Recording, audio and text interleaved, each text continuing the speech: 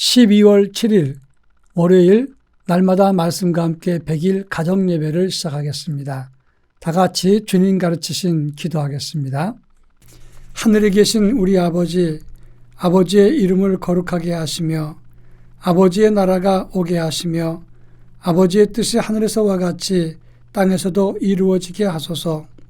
오늘 우리에게 일용할 양식을 주시고 우리가 우리에게 잘못한 사람을 용서하여 준 것 같이 우리 죄를 용서하여 주시고 우리를 시험에 빠지지 않게 하시고 악에서 구하소서. 나라와 권능과 영광이 영원히 아버지의 것입니다. 아멘. 찬송가 270장 변찮는 주님의 사랑과 찬송가 270장을 다 같이 부르겠습니다.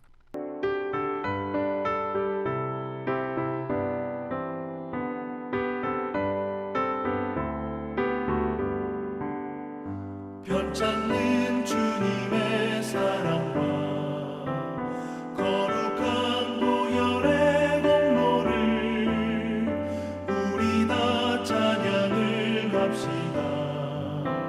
주님을 만나볼 때까지 예수는 우리를 깨끗게 하시는 주시니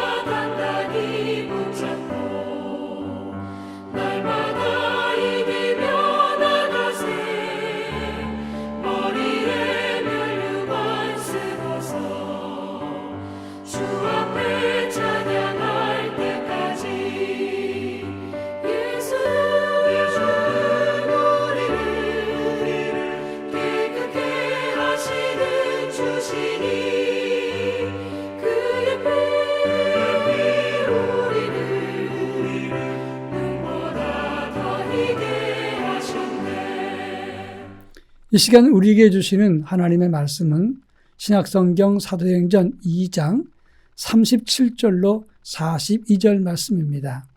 신약성경 사도행전 2장 37절로 42절 말씀을 한 절씩 교독합니다.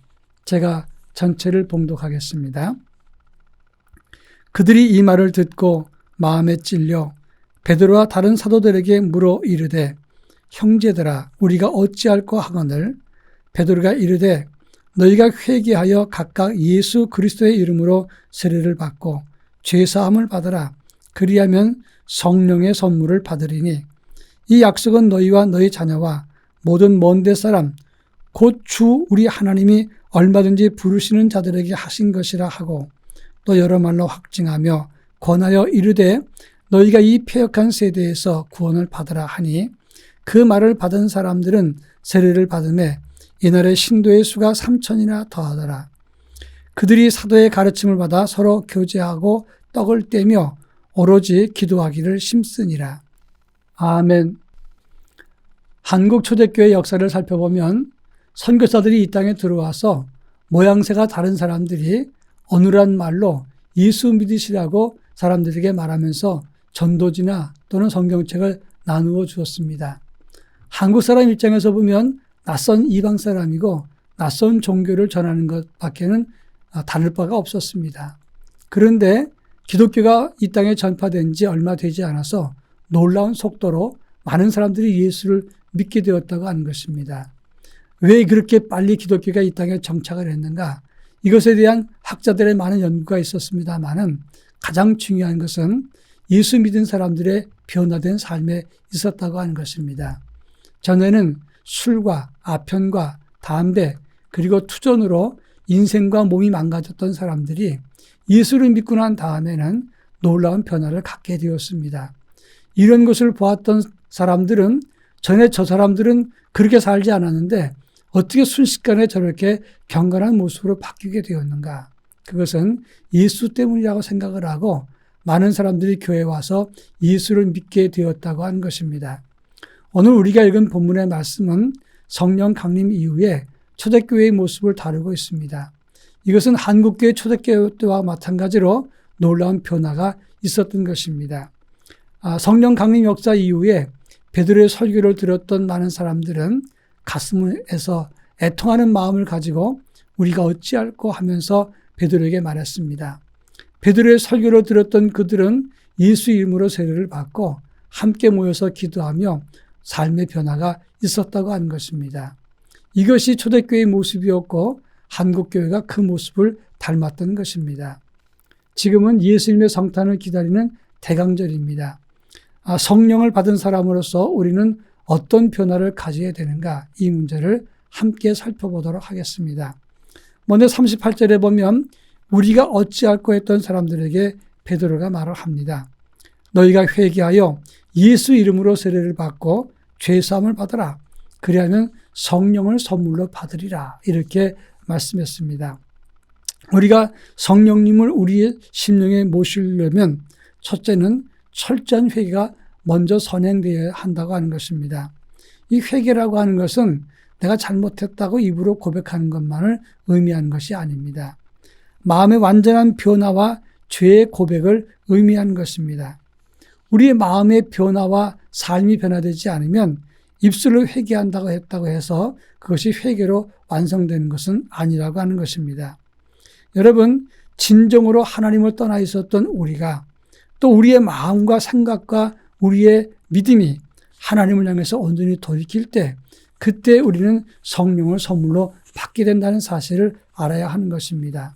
그래서 구약 성경에서 스마라고 하는 단어는 돌아온다, 돌이킨다, 회개한다, 순종한다, 듣는다, 다 같은 단어로 사용된다고 하는 것입니다. 베드로의 말씀을 들었던 이스라엘 사람들이 회개하고 주의 백성으로 돌아왔던 것처럼 우리가 하나님 말씀을 듣고 자기를 살필 때 그 영성과 중심이 예수님이 함께 하신다는 것을 기억해야 하는 것입니다. 참 회개와 변화를 통해서 예수님의 성령을 우리 가슴에 모실 수 있기를 주의 이름으로 축원합니다. 그런가 하면 오늘 보면 42절에 보면 하나님 말씀을 듣고 회개했던 성도들이 주의 오심을 함께 믿는 성도들이 사도의 가르침을 받고 서로 교제하고 떡을 떼며 오로지 기도하기를 힘썼다라고 말씀을 했습니다. 여기서 사도의 가르침이라고 하는 것은 제자들의 말씀과 가르침과 설교를 따랐다는 것을 말하는 것이고 서로 교제하고 떡을 떼고 기도했다 그랬습니다. 그런데 여기서 떡을 뗐다는 말은 음식을 나누어 먹는다는 뜻이 아니라 그것은 성찬을 나누었다. 이것을 의미하는 말입니다. 교제하고 성찬을 나누면서 기도했다. 이 문법에는 접속사가 다 생략되었습니다. 그래서 브루스라고 하는 신학자는 이 세 가지가 다 동격으로 기록된 것이다고 설명을 했습니다. 교제하고 믿음을 나누면서 어려운 이웃을 돌보는 것과 그리고 성찬과 기도하는 것, 이것은 신앙생활의 필수적인 것인데 어느 하나 서로 서열을 먹일 수가 없는 중요한 일이다. 이렇게 브루스 신학자가 말했던 것입니다. 주님이 이 땅에 오실 때 우리를 구원해 주셨습니다. 내가 구원받았다면 그 예수님은 나만을 위해서 오신 것이 아니라 나와 함께 교제하는 우리 가족과 주변의 모든 사람들을 위해서도 이 땅에 오신 것입니다.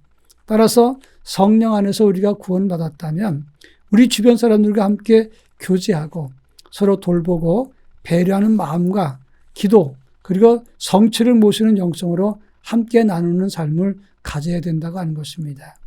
이런 진정한 변화와 관계의 회복이 있었을 때 복음의 놀라운 역사가 나타나게 되었던 것입니다.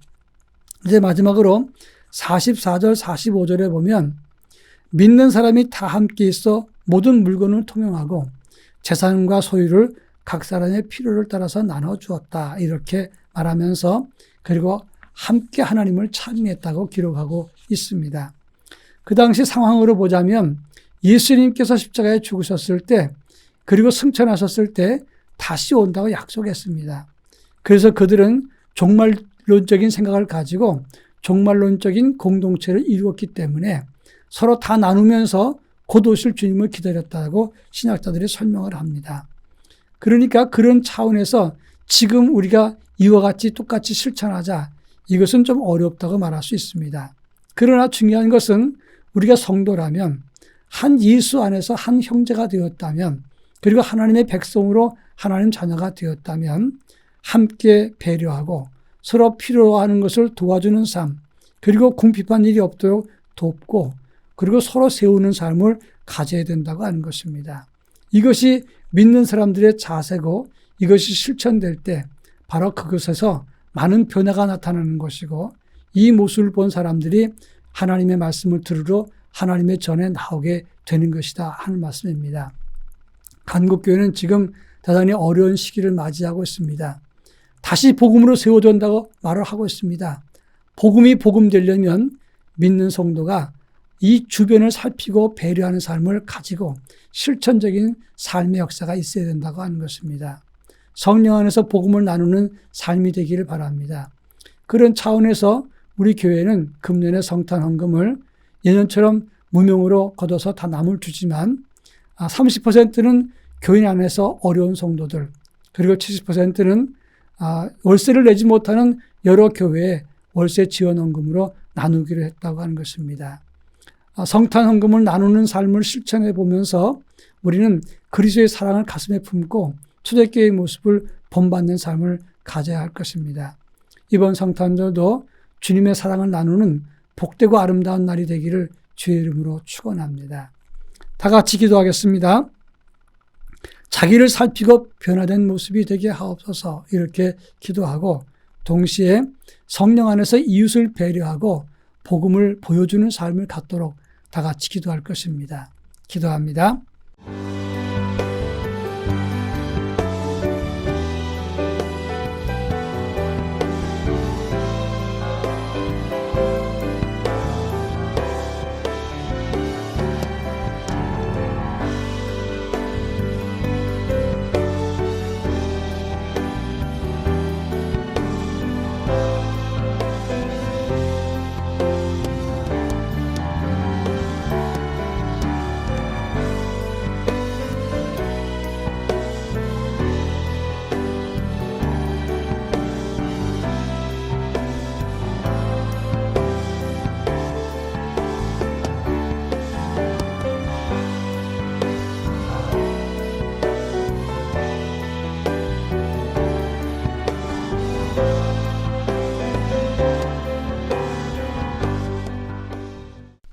사랑 많으신 하나님 아버지, 주님의 성탄을 기다리면서 저희들은 대강절을 맞이합니다.